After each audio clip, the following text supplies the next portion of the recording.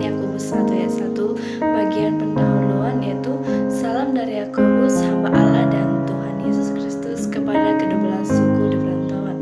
Maka dapatlah diketahui dengan pasti bahwa sesungguhnya penulis kitab ini ialah seorang yang bernama Yakobus.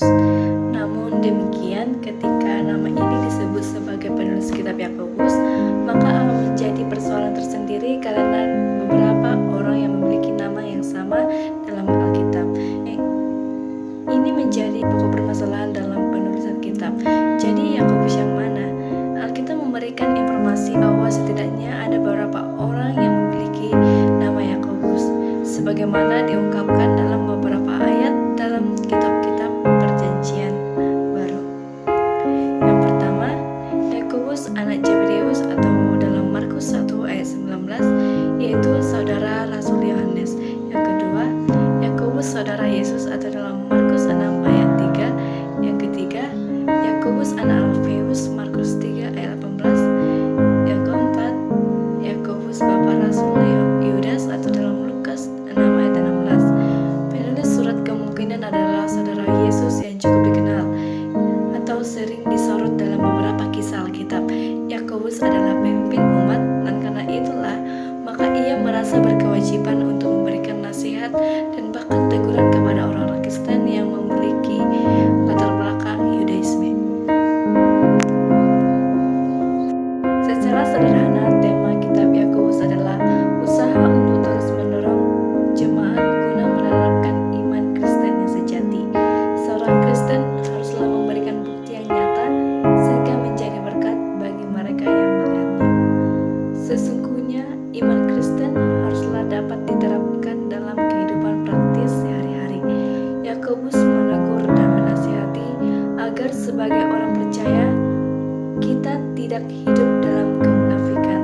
Ia menegur mereka yang mengaku percaya dan memiliki iman, tetapi pada kenyataannya ternyata imannya mati karena imannya tidak terbukti dalam perbuatannya, atau dalam Yakobus 2 ayat 14 sampai 17. Kitab Yakobus menyoroti tantangan dan ujian iman yang dihadapi jemaat pada zamannya, seperti kemiskinan dan ketidaksetiaan dan ketidaksetaraan.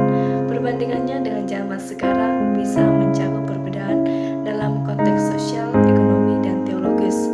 Jemaat modern mungkin menghadapi tantangan yang berbeda seperti saat ini, yaitu perkembangan teknologi, isu-isu sosial yang unik, dan konteks budaya yang beragam. Namun, prinsip-prinsip inti iman dan ajaran moral dari kitab Yakobus tetap relevan dan dapat menjadi pedoman bagi jemaat saat ini. Bagian atau struktur kitab yang pertama, pendahuluan, berupa penulis, kepada siapa ditujukan dan siapa penulis. Yang kedua, pembahasan, yaitu bagian nasihat-nasihat dalam menghadapi pencobaan yang terdapat dalam kitab Yakobus 1 ayat 2 sampai 18, memberikan arahan dan panduan bagi orang-orang percaya dalam menghadapi ujian hidup. Berikut adalah penjelasan singkat dari pasal tersebut. Yang pertama, kita harus sukacita di tengah pencobaan. Yang kedua, kebijaksanaan saat kekurangan. Yang ketiga, keadaan orang kaya dan orang miskin. Yakobus memberikan peringatan terhadap cenderungan untuk memandang rendah atau memandang tinggi berdasarkan kekayaan materi. Dan Yakobus juga menegaskan bahwa ujian bukan dari Allah. Yakobus menekankan bahwa Allah tidak mencobai manusia dengan kejahatan. Pencobaan berasal dari keinginan jahat dalam diri manusia. Allah memberikan kebaikan dan hadiah-hadiah yang baik kepada yang bergantung kepadanya. Secara keseluruhan, nasihat-nasihat ini mencerminkan pandangan bahwa iman sejati diuji dan diperkuat melalui pencobaan. Pengajaran ini mengajak orang untuk percaya, untuk tetap setia kepada Allah dalam segala keadaan, bersukacita dalam iman, dan memandang hidup dari perspektif kekekalan dan kebijaksanaan Allah. Yang bagian kedua, yaitu bagian nasihat-nasihat dalam kitab Yakobus, memberikan panduan tentang bagaimana menjadi pelaku firman Tuhan. Berikut penjelasan singkatnya. Yang pertama, yaitu ajaran untuk cepat mendengar, lambat berbicara, dan lambat marah. Yang kedua, mendengarkan dan melakukan firman Tuhan. Yakobus mengingatkan bahwa bukan hanya mendengarkan firman yang penting, tetapi juga melakukannya. Orang percaya harus menjadi pelaku firman, bukan hanya pendengar saja. Yakobus menggunakan analogi cermin untuk menggambarkan betapa pentingnya firman Tuhan sebagai pegangan hidup. Yang ketiga, agar kehidupan kita dapat mencerminkan iman yang hidup, kita harus memperhatikan kata-kata kita dan menjaga agar tidak menyimpang dari prinsip-prinsip kebenaran. Secara keseluruhan, nasihat-nasihat ini menekankan pentingnya bukan hanya memiliki pengetahuan tentang firman Tuhan, tetapi juga menerapkannya dalam tindakannya sehari-hari. Orang percaya diingatkan untuk menjadi pelaku firman dengan sikap yang bijaksana, mengontrol diri dalam.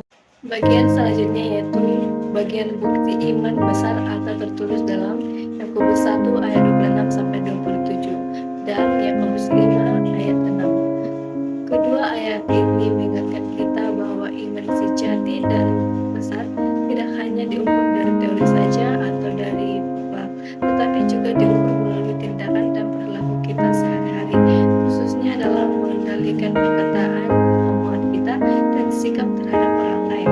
Yang terakhir yaitu dalam kitab ini terdapat ajaran dan himbauan untuk kita seperti ajakan untuk bersabar. Yakobus menggambarkan kesabaran ini dengan petani yang menunggu hasil tanahnya. Yang kedua, doa dalam segala keadaan. Yakobus dalam kitabnya mendorong orang percaya untuk berdoa dalam situasi, baik dalam kesusahan, sukacita, maupun dalam penyakit.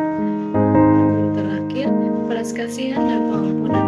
Yakobus mengajak orang percaya untuk saling mendukung, saling mengasihi, dan mengampuni satu sama lain, sebagaimana Allah telah mengampuni kita terlebih dahulu. Secara keseluruhan, bagian ini memberikan ajakan untuk hidup bersabar, tulus, dan aktif dalam doa, saling mengasihi, serta membimbing sesama. Selain itu, Yakobus menunjukkan iman melalui tindakan nyata dan hubungan kasih saudara di antara jemaat. Sekian video yang saya dapat sampaikan. Jika ada kata yang kurang berkenan, mohon kritik dan sarannya di kolom komentar untuk peningkatan kualitas video selanjutnya. Terima kasih. Shalom, Tuhan memberkati.